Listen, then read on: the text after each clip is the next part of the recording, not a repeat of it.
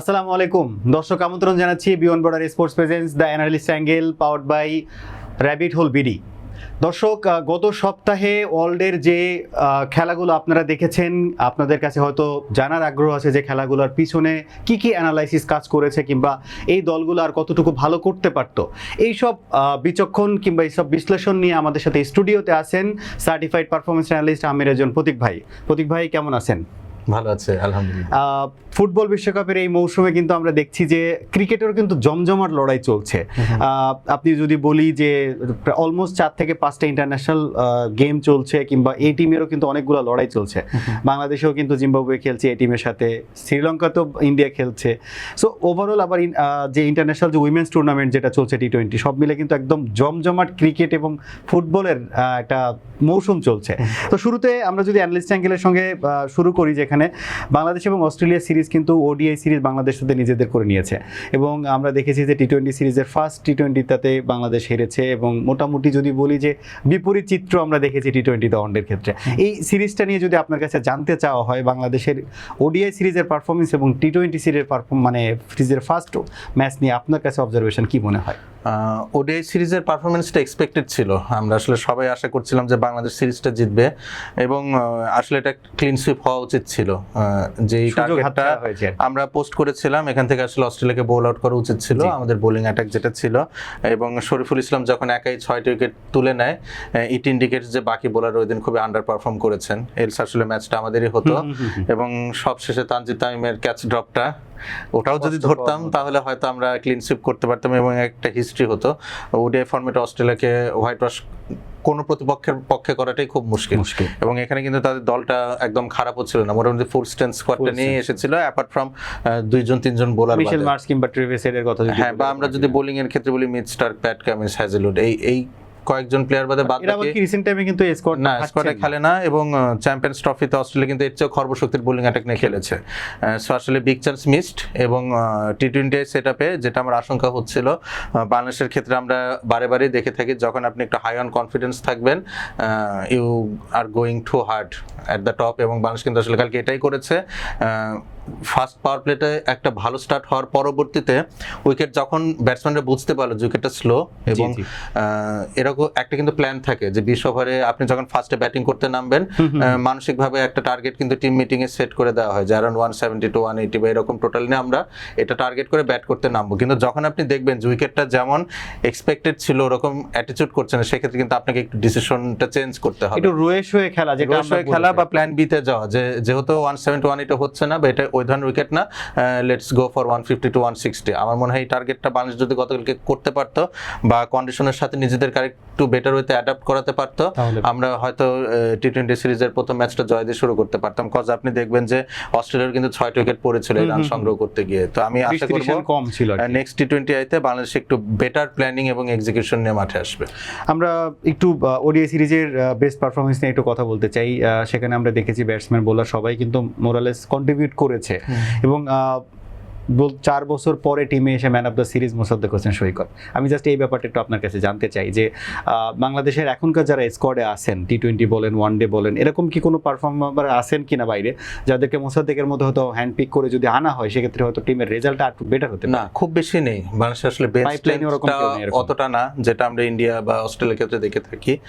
তবে মোসাদ্দেক হোসেন আসলে দুর্দান্ত খেলেছেন সত্যি কথা বলতে গেলে। তবে আমার মতে সিরিজ সেরা হওয়া উচিত ছিল নাহিদ রানার, বিকজ উনি কিন্তু আসলে সিঙ্গেল হ্যান্ডেডলি প্রথম দুটো ওডিআই আমাদেরকে জিতিয়েছে সত্যি কথা বলতে গেলে। পার্টিকুলারলি ফার্স্ট ওডিআইয়ের কথা যদি বলে থাকি, নাহিদ রানার মতো বোলার বাংলাদেশে আগে কখনো আসেনি। এবং আপনি দেখবেন যে এই যে মিডল ওভার্সে যে উইকেট নেওয়ার ঘাটতি বা নেওয়ার সক্ষমতার ঘাটতিটা কিন্তু আবার থার্ড ওডিআইতে এক্সপোজড হয়েছে। তো নাহিদ রানা তো প্রতি ম্যাচে থাকবেন না, বা একজন ফাস্ট বোলারের কিন্তু ইনজুরিও থাকে। So on and off fast বোলাররা থাকে স্কোয়াডে। তো সেই ক্ষেত্রে আমাদের নাহিদ রানার কি কোনো ব্যাকআপ আছে? বা আমরা ঘরোয়া ক্রিকেটে দ্রুতগতির বোলার যাদেরকে দেখে থাকি ইন টার্মস অফ, সেটা খালেদ আহমেদ হতে পারে, ইবাদত হোসেন হতে পারে, নাহিদ রানার মতো ব্রিস্ক না হলেও তারা মোটামুটি বেশ জোরে বল করতে পারে। সো মিডল ওভার্সে হয় কি, আপনার সুইং এর সিম মুভমেন্টটা কমে যায়, সেক্ষেত্রে একদম র পেস দিয়ে ব্যাটারদেরকে ঘায়েল করা যায়, যেটা নাহিদ রানা করে থাকেন। তো আমার মনে হয় ওয়ার্ল্ড কাপে স্কোয়াডে নাহিদ রানার ব্যাকআপ হিসাবে খেলতে পারে এমন একজন ফাস্ট বোলারকে নিয়ে আমাদের প্ল্যান করা উচিত, যেটা আমার মনে হয় যে আসলে যখন আমাদের ক্রিকেটে কোনো একটা কিছু ভালো চলে আমরা যে খালি ক্রিমটা নেই, তো নাহিদ রানা খুব ভালো করছেন ঠিক আছে, কিন্তু এই রকম লাইক টু লাইক রিপ্লেসমেন্ট একদম হুবহু না হলেও in terms of Khaled Ahmed বা ইবাদত হোসেন আমার মনে হয় তাদেরকে ওটাই সেটআপের জন্য প্রিপেয়ার করা উচিত। এবং আমরা যদি বলি যে এই টাইপের পেসারদের ক্ষেত্রে কিন্তু আসলে ইনজুরির প্রবণতাটাও বেশি থাকে, সো সেক্ষেত্রে হয়তো ওয়ার্ল্ড কাপের জন্য আগে থেকেই প্ল্যান করাটা জরুরি। আমি একটু টি-20 ওয়ার্ল্ড কাপের ফার্স্ট ম্যাচ নিয়ে আপনি যেহেতু বলছিলেন যে বাংলাদেশের কেন এই খারাপ ফর্মের কথা, সেক্ষেত্রে কি আসলে টিমের 11 সিলেকশন কিংবা ফিল্ড না বোঝার কি কোনো কারণ আছে কিনা? না, সিলেকশন নিয়ে খুব বেশি কিছু বলার নেই। লিটন দাস যেহেতু ইনজুর্ড, এটা ফোর্সড চেঞ্জ, তার জায়গায় সৌম্য সরকারকে আনতে হয়েছে এবং তার জায়গায় সৌম্য সরকারের চেয়ে বেটার অপশনও খুব বেশি রাইট নাও অ্যাভেলেবেল নাই। বাংলাদেশ যেটা করেছে উইকেটটা আসলে অ্যাসেস করতে ভুল করেছে, এটা আপনার বোথ ব্যাটিং এবং বোলিং ইনিংসের দুটো ক্ষেত্রেই হয়েছে। অস্ট্রেলিয়ান স্পিনাররা দেখেন যে উইকেটের সাথে নিজেদেরকে খুব ভালো মতো খাপ খাইয়ে নিয়েছে, বাংলাদেশের স্পিনাররাও এটা করতে ফেল করেছে। মোরওভার অস্ট্রেলিয়া আসলে যেহেতু সেকেন্ডে ব্যাট করেছে তারা জানতো যে তাদের রিকোয়ার্ড রেট অনেক কম, সেক্ষেত্রে স্পিনারকে ওভাবে চার্জ না করাতেও বাংলাদেশের স্পিনাররা উইকেট কম পেয়েছে। তো in terms of personnel Bangladesh হয়তো দেখতে পারে যে আব্দুল গাফফার সাকলেন তার ডেবিউ হয়েছে, 2 উইকেট পেয়েছেন, but yet he was quite expensive এবং লেন্থটা আমার কাছে মনে হয়েছে যে হি বোল্ড এ বিট ফুল। আমার মনে হয় আর একটু গুড লেন্থ বা শর্ট অফ গুড লেন্থ এরকম লেন্থে বল করে যদি ব্যাটারদেরকে হরিজন্টাল শট খেলতে বাধ্য করতেন, সেই ক্ষেত্রে আরেকটি ইফেক্টিভ হতে পারতেন বা অ্যাটলিস্ট রানটা কম চেক দিতেন। আপনি দেখেন যে মুস্তাফিজের কথা বলি, শরীফুলের কথা বলি, শেখ মেহেদী, রিশাদ, প্রত্যেকের ইকোনমি অ্যারাউন্ড 6 to 7, বাট সাকলেনের ইকোনমি ছিল অ্যাবাভ 9 এবং এটার জন্য কিন্তু আপনি দেখেন যে এই যে ম্যাচটা একদম শেষের দিকে গিয়ে আমরা ক্লোজ আউট করতে পারিনি, 10 বল বাকি থাকতে অস্ট্রেলিয়া খেলা শেষ করেছে। সো সাকলেন যদি আরেকটি ইকোনমিক হতো আমার মনে হয় বাংলাদেশ আরো ক্লোজ করতে পারতো ম্যাচটা। তো আমি ডিরেক্টলি আসলে তাকে ড্রপ করার পক্ষপাতী না, সাকলেন হয়তো খেলবেন। এখন হচ্ছে শরীফুল বা মুস্তাফিজ দুজন লেফট আর্ম ফাস্ট বোলার, তাদের দুজনের জায়গায় যে কোনো একটা replacement in terms of Taskin বা নাহিদ রানা বাংলাদেশ হয়তো নিয়ে আসতে পারে। দর্শক, আমরা বাংলাদেশ এবং অস্ট্রেলিয়া টি-20 ওডিআই সিরিজ নিয়ে কথা বলছিলাম, কিন্তু এরপরে আমরা অ্যানালিস্ট অ্যাঙ্গেলে যে আলোচনাটা করতে যাচ্ছি, অনেক সময় থাকে না যে আমরা টি-20 সিরিজ কিংবা আইপিএল দেখি, বিপিএল দেখি এবং পিএসএল দেখার পরে আমাদের কাছে মনে হয় যে এটা কি ওয়ান ডেতেও কনভার্ট করা সম্ভব, এবং এই জিনিসটাই কিন্তু আমরা দেখেছি রিসেন্ট ইন্ডিয়া এবং আফগানিস্তানের ম্যাচে। প্রথম ম্যাচে বৃষ্টিবিঘ্নিত ম্যাচে ধর্মশালাতে আমরা দেখেছি যে প্রথমে ব্যাট করতে নেমে আফগানিস্তান কিন্তু একটা ধুমধুমার ব্যাটিং দেখেছি আমরা গুরবাজের কাছ থেকে, বাকিদের কাছ থেকে সাপোর্ট পেলে এই রানটা হয়তো আরও বেশি হতে পারতো। এবং ওই রান দেখার পরে আমি অ্যাজ এ ক্রিকেট দর্শক বলেন কিংবা ক্রিকেট প্রেমী বলেন না কেন, আমার কাছে মনে হয়েছিল ইন্ডিয়া হয়তো আজকে হারতে পারে, কারণ এত রান আসলে এই 30 ওভারের মধ্যে কমপ্লিট করাটা খুব ডিফিকাল্ট। সেই রানটাও যেন মানে মামুলি বানিয়ে ফেললো ইন্ডিয়া এবং পরের ম্যাচে 403 রান। এবং এখানে যদি আমি বলি যে মিডল অর্ডার এবং লোয়ার মিডল অর্ডারে যদি সাপোর্ট পেত এই রানটা 450ও হতে পারতো। লাস্টের দিকে কিন্তু অলমোস্ট 10 ওভারে কিন্তু ওইভাবে রান হয়নি, যেটা আমার কাছে যেটা মনে হয়েছে। তো আমি দুটো ম্যাচ হয়েছে ইন্ডিয়া এবং আফগানিস্তানের, ফার্স্ট দুইটা ম্যাচে দুইটাতেই ইন্ডিয়া জিতেছে এবং ইন্ডিয়া অ্যাজ এ টিম তারা যে আইপিএল এর ফর্মটাকে ক্যারি করছে সেটা কিন্তু খুব ভালো মতো দেখতে পাচ্ছি। তো আমি যা জানতে চাই এই দুইটা ম্যাচ নিয়ে আপনার কাছে অবজারভেশন অ্যাজ অ্যানালিস্ট হিসেবে কি আছে? উইকেট তো আসলে অনেক বড় একটা ফ্যাক্টর। এইভাবে যদি আপনি ব্যাট করতে চান বা করে যদি আপনি সাকসিড হতে চান তাহলে উইকেট আপনার সহায়ক হতে হবে, সেটা ছিল। এবং ধারামশালা কিন্তু typically has been a very high scoring ground. তো সেই ক্ষেত্রে আমার কাছে কিন্তু মনে হয়নি যে আফগানিস্তানের রানটা প্রপার ছিল, কজ অফ লেট আফগানিস্তানের বোলিং লাইন আপটা আমার কাছে খুব নির্বিষ মনে হচ্ছে। এই 25 ওভারের খেলায় আফগানিস্তান যদি অ্যারাউন্ড 250ও করতো আমার কেন জানি মনে হচ্ছে ইন্ডিয়া 1 থেকে 1.5 ওভার হাতে রেখে খেলাটা শেষ করতে পারতো। তো আফগানিস্তানের যে একটা গোল্ডেন টাইম চলছিল ওডিআই ক্রিকেটে বলে থাকে, আমার মনে হয় it's coming to an end এবং তাদের আসলে এখন সিরিয়াসলি ভাবনা চিন্তা করা উচিত যে ব্যাকআপ কিংবা পাইপলাইন ব্যাকআপ না হোক ইন টার্মস অফ স্ট্র্যাটেজি। আপনি যদি সেকেন্ড ওডিআইতে দেখেন মডার্ন ক্রিকেটে আপনি দুজন ফাস্ট বোলার নিয়ে কিন্তু ম্যাচ খেলতে দেখবেন না। কালকে কিন্তু আফগানিস্তান মাত্র 2 জন ফাস্ট বোলার নিয়ে খেলেছে এবং তাদেরকেও কিন্তু যে খুব ক্ষুরোধার বোলিং করে থাকেন বিলাল সামি বা সালিমের কথা বলে থাকে। হ্যাঁ, নতুন হলে তো সমস্যা নেই, মোস্তাফিজ তো নতুন এসেই ভালো করেছিলেন, আমাদের নাহিদ রানা নতুন এসে ভালো করেছেন, তাসকিন আহমেদ ডেবিউতে 5 উইকেট পেয়েছেন। সো নতুনত্বটা বিষয় না, বিষয়টা হচ্ছে যে আপনার অ্যাট্রিবিউটটা কেমন অ্যাজ এ ফাস্ট বোলার আপনার প্যাকেজটা কেমন অ্যাজ এ ফাস্ট বোলার, এটা খুব গুরুত্বপূর্ণ। আপনার সুইং কেমন, আপনার পেস কেমন, আপনার অ্যাকুরেসি কেমন, আপনার ফিটনেস কেমন, সবকিছু আসলে এখানে কন্ট্রিবিউট করে। আপনি দেখবেন কালকে আফগানিস্তানের বোলিংয়ের ক্ষেত্রে খারোটি খুবই ডিজমেল লাইন অ্যান্ড লেন্থে বোলিং করেছেন। ইভেন হাসমুদুল্লাহ শাহিদিকে হাত ঘোরাতে হয়েছে 5 ওভার বোলিং করানোর জন্য। তো এই যদি আপনার বোলিং লাইন আপের অবস্থা হয়, সেখানে প্রতিপক্ষের যখন আপনার গিল, ঈশান কিষান, রোহিত শর্মার মতো ব্যাটার থাকবে, রান আসলে 400 ঊর্ধ্বে হবে, এটাই খুবই স্বাভাবিক। এবং আফগানিস্তান ব্যাটিংয়ের ক্ষেত্রেও এটা আপনি আগের অনেকগুলো শোতেই ডিসকাস করে এসেছি যে ইব্রাহিম জাদরান এবং গুরবাজের উপর অতি নির্ভরশীলতা, বা আরেকটু হলে Sediqullah Atal. Apart from that middle order কিন্তু আফগানিস্তানে খুব আন্ডার পারফর্মিং। সো আপনি যদি রাইট নাও বলেন যে আফগানিস্তান ক্রিকেটে পজিটিভ সাইডটা কি, সেটা শুধু টপ অর্ডার ব্যাটিংটাই। এলস আপনি যে স্পিনটা দিয়ে যে প্রতিপক্ষকে চেপে ধরা, সেটাও কিন্তু ওরকম এখন আমরা দেখি না। মুজিবুর রহমান ওভাবে এখন খেলেন না। গাজানফার মুজিবুর রহমানের ল্যাগ টু ল্যাগ রিপ্লেসমেন্ট হলো, পারপাসটা ওইভাবে সার্ভ করতে পারছেন না। রাশিদ খানের ইউটিলিটি আমরা আগের মতো দেখতে পাচ্ছি না। মোহাম্মদ নাবির ক্যারিয়ার শেষের দিকে চলে এসেছে। সো আসলে আফগানিস্তানের নতুন করে ভাবনা চিন্তা করতে হবে, এবং হয়তো তাদের একটা ট্রানজিশন ফেজ এখন যাবে, যেটা আমরা মাঝে স্ট্রাগল করেছি, শ্রীলঙ্কা স্ট্রাগল করেছে। তো আফগানিস্তান ক্রিকেটের হয়তো এই ফেজ, অস্ট্রেলিয়াও কিন্তু ঘুরে ফিরে কিছুদিন স্ট্রাগল করে এখন স্টেবল হওয়ার চেষ্টা করছে আর কি। দর্শক, আমরা আসলে জানি যে ক্রিকেটের একটা ট্রানজিশন পিরিয়ড যায়, এবং হয়তো আফগানিস্তানও সে ট্রানজিশন পিরিয়ড শেষ করে তাদের একটা ভালো যে টিম, যেটা মানে ওডিআই টি20তে যে কম্পিটিটিভ একটা ইন্ডিয়া কিংবা বড় দলের সঙ্গে চোখে চোখ রেখে খেলার মানসিকতা, এটা হয়তো আবারও ফিরে পাবে। এটার একমাত্র সমাধান, they need to find quality fast bowler.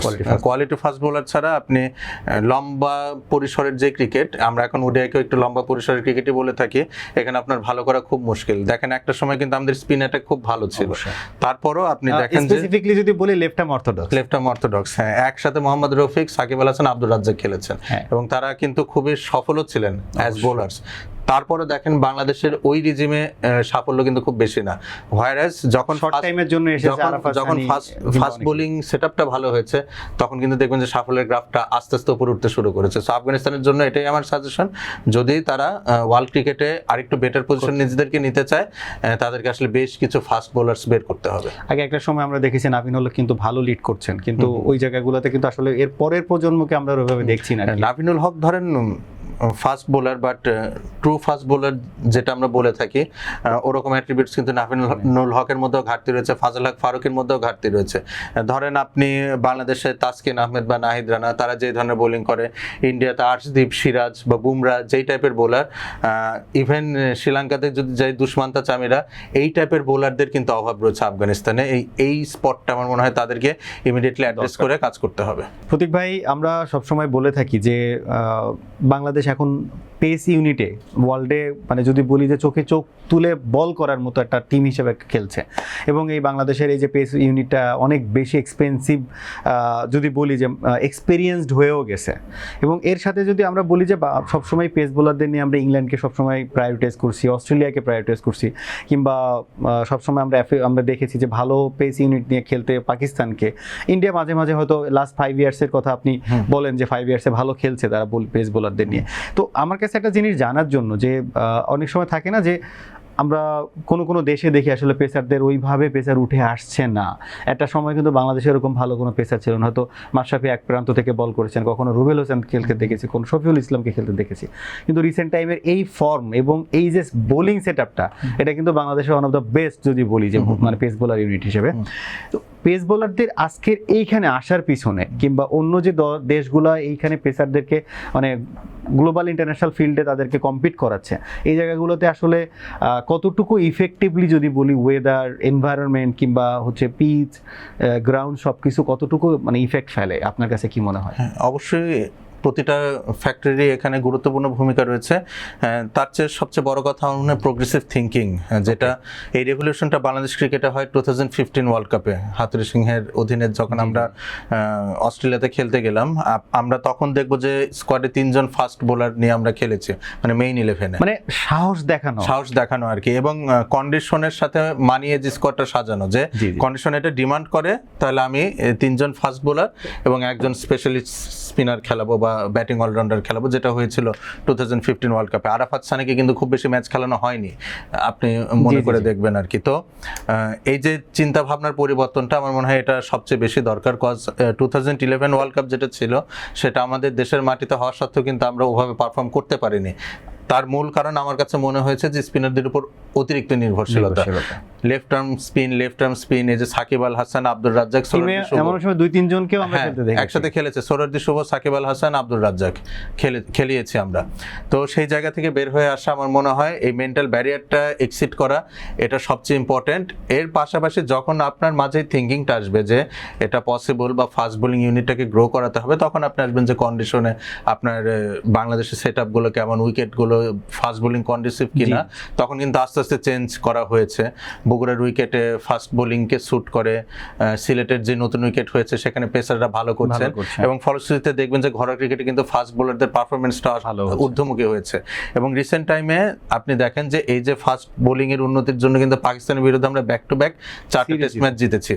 ধরেন 2টো আমরা রাওয়ালপিন্ডিতে জিতেছি, সেটাতে অ্যাওয়ে কন্ডিশন ভালো করেছি, বাট হোম টার্ফে বা fast bowling condition wicket prepare করা, এটা আসলে ফাস্ট বোলারদের সাহসের পেছনে বা সাহস যোগানোর ক্ষেত্রে খুব গুরুত্বপূর্ণ ভূমিকা রেখেছে। তো আসলে উইকেটটা আপনার সাপোর্টিং হতেই হবে। আপনি যদি এমন একটা দেশে বা এমন একটা রিজিয়নে খেলে থাকেন যেখানে ফাস্ট বোলাররা খুব বেশি হেল্প পায় না, আপনি হতে চাবেন না ফাস্ট বোলার। তো রিসেন্ট টাইমে এত ফাস্ট বোলার আসছে বা পাইপলাইনে রয়েছে, বা এখন আপনি ইয়াং কোনো কিডকে জিজ্ঞেস যদি করেন, সে কিন্তু বলবে যে আমি ফাস্ট বোলার হতে চাই, কজ তার সামনে সেই রোল মডেলগুলো রয়েছে। আগে যখন বাংলাদেশের কেউ ইন্টারন্যাশনাল ক্রিকেট খেলতে চাইতো তখন কিন্তু তাদের রোল মডেলগুলো ছিল আমাদের স্পিনাররা, যদিও তারা আমাদের ক্রিকেটের জন্য অনেক কন্ট্রিবিউট করেছেন, বাট এখন কিন্তু দিনটা একটু পরিবর্তন হয়েছে। আপনি চাইলে স্পিনারও হতে পারবেন, রোল মডেল হিসেবে তাদেরকেও বেছে নিতে পারবেন, কিন্তু এর পাশাপাশি এখন কিন্তু কেউ বলতে পারে যে আমি নাহিদ রানা হতে চাই, বা আমি হাসান মাহমুদ হতে চাই, আমি খালেদ আহমেদ হতে চাই, এবাদত হোসেন হতে চাই। এই একটা এক্সাম্পল কিন্তু আমাদের সামনে রয়েছে, সো এটা খুব ইম্পর্টেন্ট। একটা সময় আমরা দেখতাম যে একজন পেসার নিয়েও বাংলাদেশ টিম গঠন করত, একজন পেসার নিয়ে করেছে। ইভেন টেস্ট ম্যাচে আমরা 4 জন স্পেশালিস্ট স্পিনার নিয়েও খেলেছি, সরকারকে দিয়ে বল করানো হয়েছে আর কি। যাই হোক, আমরা আশা করি যে বাংলাদেশ এই ফেজটা যেন কন্টিনিউ করে, এবং তাদের বোলিং যে মানে স্পিনারদেরকে যে নিয়ে এখন আমরা যেটা একটু কষ্ট পাচ্ছি, যদি বলি যে সাপোর্ট পাচ্ছে না পেসাররা, এটাও হয়তো আস্তে ধীরে রিকভার হলে হয়তো Bangladesh as a bowling unit আরও বেশি কম্প্যাক্ট মনে হবে আর কি। দর্শক, আমরা সবসময় বলে থাকি যে ক্রিকেট শুধু পুরুষের খেলা না, ক্রিকেটে আসলে নারীরও সামনে এগিয়ে আসা এখন আমরা দেখতে পাচ্ছি। ইন্টারন্যাশনাল ক্রিকেট নারীদেরকে অ্যাফিলিয়েট করছে, আইসিসি অ্যাফিলিয়েট করছে, এবং সেটারই এক ধারাবাহিকতায় বাংলাদেশ কিন্তু মানে পার্টিসিপেট করছে উইমেন্স টি20 ওয়ার্ল্ড কাপে। তাদের প্রথম ম্যাচে বাংলাদেশ কিন্তু জয় পেয়েছে, এবং দ্বিতীয় ম্যাচে কিন্তু আসলে তারা যদি বলি যে অস্ট্রেলিয়ার কাছে অতটা ভালো করতে পারেনি যতটা আমাদের আশা করেছিলাম। আমরা প্রতীক ভাইয়ের সাথে কথা বলতে চাই। প্রতীক ভাই, বাংলাদেশ এবং অস্ট্রেলিয়ার খেলাটা রিসেন্টলি শেষ হলো, যেখানে আসলে বাংলাদেশ যদি বলি যে অস্ট্রেলিয়ার পাশে আসলে দাঁড়াতেই পারেনি, কিন্তু এর আগের ম্যাচটাতে কিন্তু বাংলাদেশ বেশ নিজেদের যোগ্যতা প্রমাণ করে জিতেছে। ওভারঅল যদি এইবারের ওয়ার্ল্ড কাপ নিয়ে কথা বলতে বলি, বাংলাদেশের পারফরমেন্স নিয়ে বলি, আপনার ক্ষেত্রে আপনি কি বলতে চান, বা আপনার অ্যানালিস্ট অ্যাঙ্গেল থেকে আপনি কি বলতে চান? দেখেন, এই ধরনের কন্ডিশনে Bangladesh women's team right now যে শেপে রয়েছে, এখান থেকে খুব ভালো পারফরমেন্স আশা করা মুশকিল। এবং সত্যি কথা বলতে গেলে বাংলাদেশ যে গ্রুপটাতে রয়েছে, হয়তো এই গ্রুপ থেকে বাংলাদেশ একটা ম্যাচে জয়লাভ করতে পারতো, সেটা আমরা জিতে ফেলেছি। এখন বাকি যে ম্যাচগুলো রয়েছে আমাদের মনে হয় এখানে আমাদের টার্গেট থাকবে যেন আমরা অ্যাটলিস্ট কম্পিটিটিভ হতে পারি। গতকালকে যে ম্যাচটা হয়েছে ইট ওয়াজ কমপ্লিট মিস ম্যাচ, মাত্র 77 রান করে 20 ওভার ব্যাটিং করে, এটা 8 উইকেট হারিয়ে আপনি 20 ওভার ব্যাট করেছেন, but you couldn't even cross 100। এটা কিন্তু খুবই দৃষ্টিকটুর বিষয়, যেখানে আমাদের স্কিপার নিগার সুলতানা জ্যোতি 27টি রান সংগ্রহ করেছেন। দ্যাট মিনস উনি সেট হওয়ার পর আসলে ক্যাপিটালাইজ করতে পারেননি। তার মানে টি20 ব্যাটিং এর ধরন নিয়ে আমাদের প্রচুর কাজ করার জায়গা রয়েছে। আর মোরওভার খেলাটা যেহেতু বাংলাদেশে না বা এই ধরনের কন্ডিশনে হচ্ছে না, ইংল্যান্ডে খেলা হচ্ছে, এখানে কোয়ালিটি ফাস্ট বোলার্স লাগবে আমাদের। অ্যাপার্ট ফ্রম মারুফা কোনো কোয়ালিটি ফাস্ট বোলার নেই, কোনো ফাস্ট বোলিং অলরাউন্ডার নেই। আপনি যদি অস্ট্রেলিয়ার দিকে তাকান, সেখানে এলিসা পেরি রয়েছে। আপনি যদি নিউজিল্যান্ডের দিকে তাকান, সোফি ডিভাইন রয়েছে। আপনি সাউথ আফ্রিকার দিকে প্রচুর ফাস্ট বোলিং অলরাউন্ডার রয়েছে, ন্যাডিন ডি ক্লার্ক রয়েছে, মারিজান কাপ রয়েছে, ডার্কসেন রয়েছে। ইভেন পাকিস্তানের স্কিপার ফাতিমা সানা লাস্ট ম্যাচে সাউথ আফ্রিকার বিরুদ্ধে কি দুর্দান্ত ইনিংস খেলেছে, 30 বল 50 করেছেন। এরকম ফাস্ট বোলিং অলরাউন্ডার আমাদের টিমে নেই। আমরা ঋতুমণিকে দিয়ে এই সার্ভিসটা নেওয়ার চেষ্টা করছি, but she is a type of half allrounder. আমি যেটা মেন্স ক্রিকেটের ক্ষেত্রে বলে থাকি, হাফ অলরাউন্ডার দিয়ে আপনার আসলে পারপাস সার্ভ হবে না।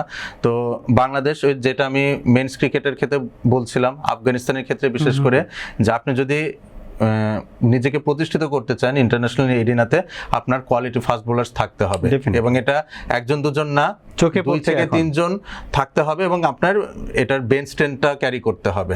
তো বাংলাদেশের ওমেনের ক্ষেত্রে মারুফা আক্তার, ফারিহা তৃষ্ণা, এর বাইরে নেই। জাহানারা আলম এখন খেলছেন না ইন্টারন্যাশনাল ক্রিকেট।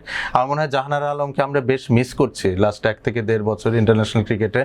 একজন পেসার থাকলে কিন্তু যদি মারুফা আক্তার এবং জাহানারা আলম দুই পাশ থেকে অ্যাটাকে থাকতো, সেই ক্ষেত্রে কিন্তু এটার আউটপুটটা খুব বেটার হইতে আসতে পারতো। যে কোনো একজনকে হয়তো ব্যাটাররা ডিফেন্ড করে আরেকজনকে চার্জ করতে গেলে উইকেট দিতে। এখন যেটা হচ্ছে যে মারুফাকে ডিফেন্ড করছে, ওই প্রেসারটাকে ধরে রাখার মতো আপনার বোলারটা নেই পাশ থেকে। সো বাংলাদেশের কাছ থেকে খুব বেশি না আশা করাটাই ভালো। আমরা যেটা আসলে এক্সপেক্ট করছি যে বাংলাদেশ আসলে চোখে চোখ রেখে বড় দলগুলোর বিরুদ্ধে কম ব্যবধানে হারা, যেটা আমরা আগে এখান থেকে 10 বছর আগে বাংলাদেশের মেন্স ক্রিকেটে বলতাম যে বাংলাদেশ যেন কম ব্যবধানে হারে, তবে সম্মানজনক হার। হ্যাঁ, কন্ডিশনটা অনেকটা ম্যাটার করে। কজ আপনি দেখবেন যে লাস্ট যেটা 50 ওভারের বিশ্বকাপ হলো ইন্ডিয়াতে, এখানে বাংলাদেশে কিন্তু ভালো সুযোগ রয়েছে, কজ বাংলাদেশে কিন্তু স্পিনার বেশ কিছু ভালো রয়েছে। এবং সাউথ আফ্রিকার বিরুদ্ধে যে ওডিআই ম্যাচটা ছিল, সেখানে কিন্তু আমরা মানে জেতা ম্যাচটা অলমোস্ট হেরে ফেলেছি লাস্টে কিছু ক্যাচ ফেলার জন্য। সো কন্ডিশন যদি পারমিট করতো, বাংলাদেশ বেটার ওয়েতে পারফর্ম করতে পারতো। বাট এই ধরনের কন্ডিশন আপনি দেখবেন, আমরা বিশ্বকাপের আগে যে সিরিজটা ছিল স্কটল্যান্ড আয়ারল্যান্ডের বিরুদ্ধে, আমরা তাদের কাছেও ম্যাচ হেরেছি। সো এটা ইন্ডিকেট করে যে ট্রু উইকেটে আমাদের যে বেশি রান তোলা, উইমেন্স ক্রিকেটে 140 150 খুব ভালো টোটাল, নিয়মিত বেশি সেই রানটা আমরা করতে পারছি না, এবং আমাদের কোয়ালিটি ফাস্ট বোলারও নেই। সো আমাদের আরেকটু অপেক্ষা করতে হবে। আশা করি আমরা এই ফেজটা কাটিয়ে বাংলাদেশকে আমরা মানে বিশ্ব দরবারে বাংলাদেশ উইমেন্স ক্রিকেটকে আরো ভালো জায়গায় দেখতে পাবো। দর্শক, আমরা সবসময় একটা কথা বলে থাকি যে তুমি যদি ভালো ক্রিকেটার হতে চাও কিংবা তোমার এক্সপোজার করতে চাও, সেক্ষেত্রে তোমাকে কাউন্টি ক্রিকেট খেলতে হবে। এবং বাংলাদেশে এর আগে কাউন্টি ক্রিকেট কিন্তু আমরা খেলতে দেখেছি সাকিব আল হাসানকে, এবং এই বছর এই সেশনে কিন্তু আমরা খেলতে দেখছি হাসান মাহমুদকে। এবং হাসান মাহমুদ কিন্তু কেন্টের হয়ে ফার্স্ট ম্যাচে কিন্তু আসলে জয়ের যে জায়গাটা, সেটা কিন্তু সে নিজের বোলিংয়ের মাধ্যমে সেটা এনেছেন। এবং ল্যাঙ্কাশায়ারের বিপক্ষে তার 9 উইকেট কিন্তু আসলে তার দলকে মানে শর্ট টাইমের মধ্যে জয় এনে দিয়েছে।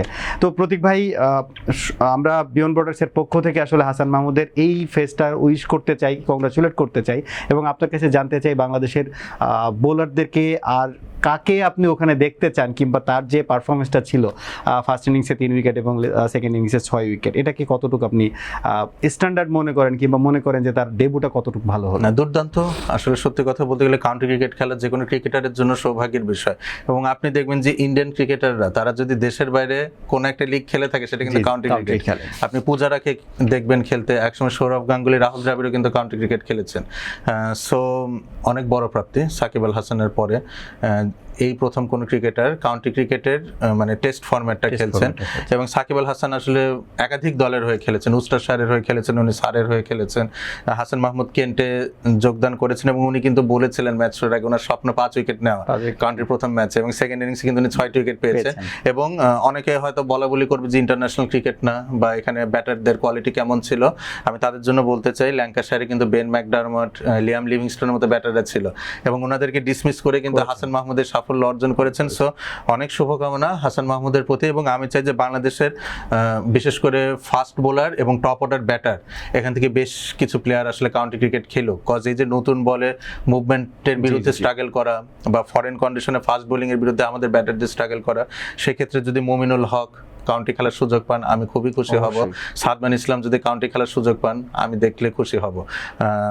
আমাদের ফাস্ট বোলিং এর ক্ষেত্রে যদি ইবাদত হোসেন রয়েছেন, খালেদ আহমেদ রয়েছেন, তারা যদি পিকড আপ হন, সেই ক্ষেত্রে আসলে অনেক ভালো হবে। আপনি দেখবেন যে পাকিস্তানের ক্রিকেটাররা নিয়মিত খেলছেন, এটা একটা খেলেন, হাসান আলী আমি খেলছেন, ইভেন এই যে টি20 ব্লাস্ট, যেটা এখানে পাকিস্তান ন্যাশনাল টিমে প্রায় সবাই খেলছে। সেটা একটা কালচারেরও বিষয়, যে আমাদের দেশ থেকে প্লেয়ার গেলে যদি ভালো পারফর্ম করে, আমার মনে হয় তারা কল আপটারও বেশি পাবে টিমের ক্রিকেটাররা। সো আমি আশাবাদী যে নিয়ার ফিউচারে আরো অনেক বাংলাদেশি আমরা ক্রিকেটার এখানে আরো বাংলাদেশি ক্রিকেটারদের খেলতে দেখব। দর্শক, এই খেলার মৌসুমে কিন্তু আরো একটা সিরিজ চলছে, সেটার কথা যদি আমরা বলি যে শ্রীলঙ্কা কম্পিট করছে ওয়েস্ট ইন্ডিজের সাথে। 3 ম্যাচের ওডিআই সিরিজটা কিন্তু একটা ম্যাচেই শেষ হয়েছে এবং সেখানে সিরিজ জিতে নিয়েছে শ্রীলঙ্কা। এবং টি-20 সিরিজটাও আমরা শেষ হতে দেখেছি, যেখানে কিন্তু 2-1 ব্যবধানে ওয়েস্ট ইন্ডিজ তাদের যে 20 ওভারের খেলায় যে কতটুকু পাওয়ার তাদের, সেটা কিন্তু আমরা দেখতে পেয়েছি। আমরা প্রতীক ভাইয়ের কাছে জানতে চাইবো, প্রতীক ভাই এই দুইটা সিরিজ নিয়ে আপনার মতামত, আপনার বিশ্লেষণ কি বলছে? ওডিআই সিরিজটা পুরোপুরি হলে আসলে ভালো লাগতো, কজ আমার মনে হয়েছে যে ওয়েস্ট ইন্ডিজ একটু ডিফারেন্ট প্ল্যানিং নিয়ে ওডিআই সিরিজটা অ্যাপ্রোচ করছিল। ফার্স্ট ওডিআইতে আপনি দেখবেন জাস্টিন গ্রিভসকে ওপেন করানো হয়েছিল। সো হয়তো গ্রিভসকে নতুন একটা রোলে সেট করার প্ল্যান তাদের হয়তো ছিল। আমরা দেখেছি যে লাস্ট ইয়ারে নিউজিল্যান্ডের মাঠে গ্রিভস কিন্তু দুর্দান্ত খেলেছিলেন 4th ইনিংসে, ইউটিলিটি ক্রিকেট। হ্যাঁ, এবং পাকিস্তানের বিরুদ্ধে লাস্ট ওয়েস্ট ইন্ডিজ ঘরের মাঠে যে ওডিআই সিরিজ যেতে, সেখানে গ্রিভস ব্যাট হাতে ভালো পারফর্ম করেছিলেন। সো সেই জায়গা থেকে আরো 2টো ম্যাচ সুযোগ পেলে উনি হয়তো নিজেকে প্রমাণ করার একটা মঞ্চ পেতেন অ্যাজ অ্যান ওপেনার, যেহেতু ব্র্যান্ডন কিং রিসেন্ট টাইমে খুব স্ট্রাগল করছিলেন, হয়তো তার রিপ্লেসমেন্ট হিসেবে উইন্ডিজ ভাবছিল এই কথাটা। আর টি-20 সিরিজ আমার মনে হয় এটা খুবই কিনলি ফট ছিল। লাস্ট টি-20 এটা তো খুবই হাড্ডাহাড্ডি লড়াই হয়েছে। ফার্স্ট আর সেকেন্ড টি-20 এর কথা যদি বলি, এখানে মানে দুই দলের কাছ থেকে আসলে যেমন পারফরমেন্স এক্সপেক্ট করার, হাসারাঙ্গা অনেকদিন পর স্কোয়াডে ছিলেন, ভালো পারফর্ম করেছেন, দাসুন সানাকা বেশ কিছু ক্যামিও খেলেছেন। সো অল ইন অল সিরিজটা টি-20 এটা দুর্দান্ত ছিল। বাট আমি যেটা মিস করছি যে ওডিআই সিরিজটা যদি পরিপূর্ণভাবে হতো, আমার মনে হয় ওয়েস্ট ইন্ডিজ এখানে ভালো পারফর্ম করতে পারতো, কজ তার স্কোয়াডটা খুব ব্যালেন্স ছিল। এবং পাকিস্তানের বিরুদ্ধে যেহেতু তারা ঘরের মাঠে লাস্ট সিরিজটা জিতেছিল, আমার মনে হয় শ্রীলঙ্কাকে তারা টাফ টাইপ দিতে পারতো। এবং অনেকদিন পর আমার কাছে কেন জানি মনে হয়েছে ওয়েস্ট ইন্ডিজকে অ্যাজ এ টিম হিসেবে খেলতে দেখেছি, আমার কাছে যেটা মনে হয়। কারণ এর আগ পর্যন্ত আমরা দেখেছি যে ওই টিম কম্বিনেশনটা না থাকার কারণে কিন্তু দলে অনেক বড় বড় স্টার থাকা সত্ত্বেও আসলে রেজাল্টটা পাচ্ছিল না। এখন বিষয়টা কেমন হচ্ছে, যারা উইন্ডিজ ন্যাশনাল টিমে খেলছে তাদের ম্যাক্সিমাম প্লেয়ারই নিয়মিত আইপিএল খেলেন না। So this is a good sign. আগে দেখবেন যে আপনি রাসেলের কথা বলেন, গেইলের কথা বলেন, ব্রাভো, পোলার্ড, নারাইন, তাদের ম্যাক্সিমাম মানে প্লেয়ারকে আমরা ইন্টারন্যাশনাল সিরিজে পেতামই না। কিন্তু এখন আপনি দেখবেন যে আইপিএল এ উইন্ডিজ প্লেয়ারদের পুল আলাদা। সেখানে আপনি যদি পুরানের কথা বলে থাকেন, নারায়ণের কথা বলে থাকেন, they are not playing international cricket anymore. Hetmyer খেলছেন ন্যাশনাল টিমে। সো এই পরিমাণটা কমেছে এবং এটা দেখবেন যে পারফরম্যান্সের গ্রাফটাও উইন্ডিজের উপরে উঠেছে। হোপফুলি আমরা ওই আগের ওয়েস্ট ইন্ডিজকে দেখতে পাবো, যে ওয়েস্ট ইন্ডিজকে নিয়ে আমরা সবসময় আশা করতাম যে একটা ধুন্ধুমার ক্রিকেটীয় লড়াই দেখার জন্য। দর্শক, আমরা এতক্ষণ শুনছিলাম এই সপ্তাহের আমরা রিসেন্ট টাইমে হয়ে যাওয়া ক্রিকেটের সব খবরাখবর নিয়ে অ্যানালাইসিস, এবং আমাদের সঙ্গে স্টুডিওতে ছিলেন সার্টিফাইড পারফরমেন্স চ্যানেল জামের একজন প্রতীক ভাই। প্রতীক ভাইকে ধন্যবাদ দিয়ে এবং আপনাদের কাছ থেকে জানতে চাই আপনারা আমাদের কাছ থেকে আর কেমন অ্যানালাইসিস আশা করছেন, কিংবা আপনাদের এই অ্যানালাইসিস কেমন লেগেছে সেটা আমাদেরকে জানাবেন আমাদের ফেসবুক এবং ইউটিউবের কমেন্ট বক্সে। ভালো থাকুন, সুস্থ থাকুন, আসসালামু আলাইকুম।